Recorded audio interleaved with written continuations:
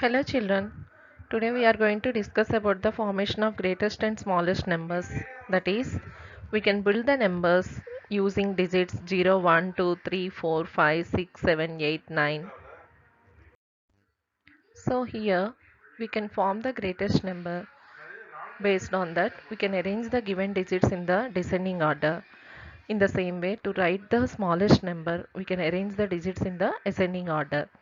Now you observe here, we can form the numbers in two ways, with repetition, without repetition.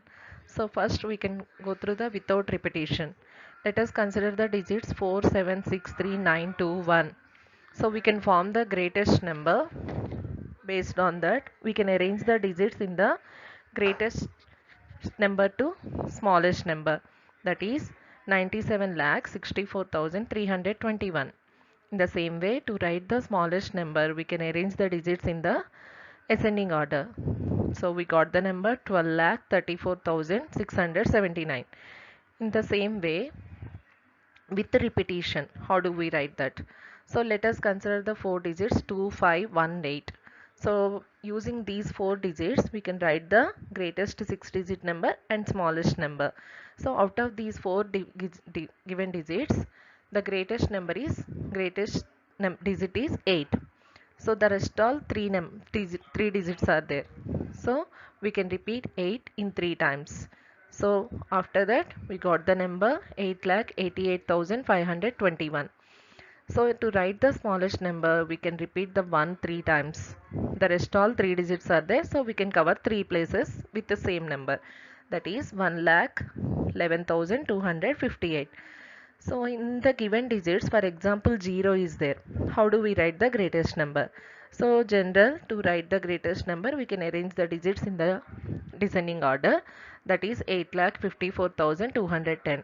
But to write the smallest number, apart from 0, the other smallest number we can consider, that is 1. Now 1 follows the 0. That is 1,02,458. Here, we can continue few more examples on the formation of greatest and smallest numbers. For example, write the greatest 7-digit number having three different digits. Okay, so first what are the digits? 0 to 9 we can take. To write the greatest number, last three numbers we can consider. Okay, 7, 8, 9. So here they are asking the largest great 7-digit number. So out of three numbers, if you start with 9, the rest two digits are there.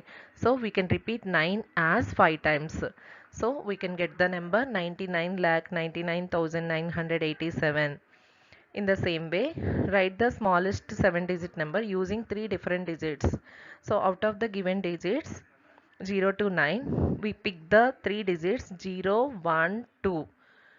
So to write the smallest 7-digit number, we can repeat 0 as 5 times. That is 10 lakh 2.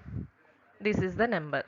So here we can form the numbers with the repetition of any digits. We use the numbers in the day-to-day life. So in so many examples. So numbers we can use in the daily life widely. That is to measure the length, distance, weight, capacity, and so on. For example, so few conversions are there. 1 meter equal to 100 centimeters. So if you want to convert in millimeters, that is 1000 millimeters. So the rest of the conversions you can observe here in this slide. We use the numbers in the day-to-day life. How do we use that? For example, we can go through the word problems. There are 785 students on row in a residential public school. If the annual fee per the student is 62,606, what is the total fee collected annually by the school? So from the given sum, we can write the statements. Annual fee of the student is equal to 63,606. Okay, so this is the each student amount. Like that, how many number of students are there? 785. Now our question is, what is the total amount of collection? So from each and every student, if you add like that, It is not possible. So instead of that repetition, we can do the multiplication.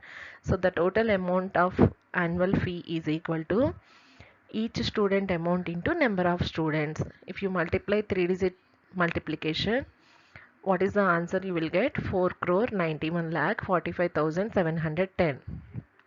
This is the total amount collected from the children.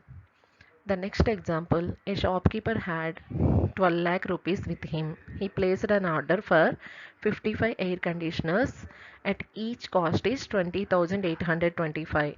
What will be the amount left with him after purchase? So initially how much amount he had? 12 lakh.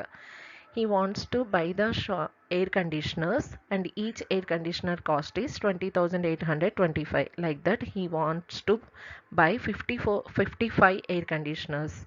So the total cost of air conditioners equal to each cost of air conditioner into required number, that is 11 lakh 45,375.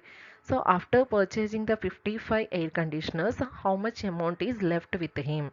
That is that from the total amount, whatever the purchased amount, if you subtract, you will get the answer. So do difference in between these two numbers, we'll get the answer 54,625. So this is the amount left with him.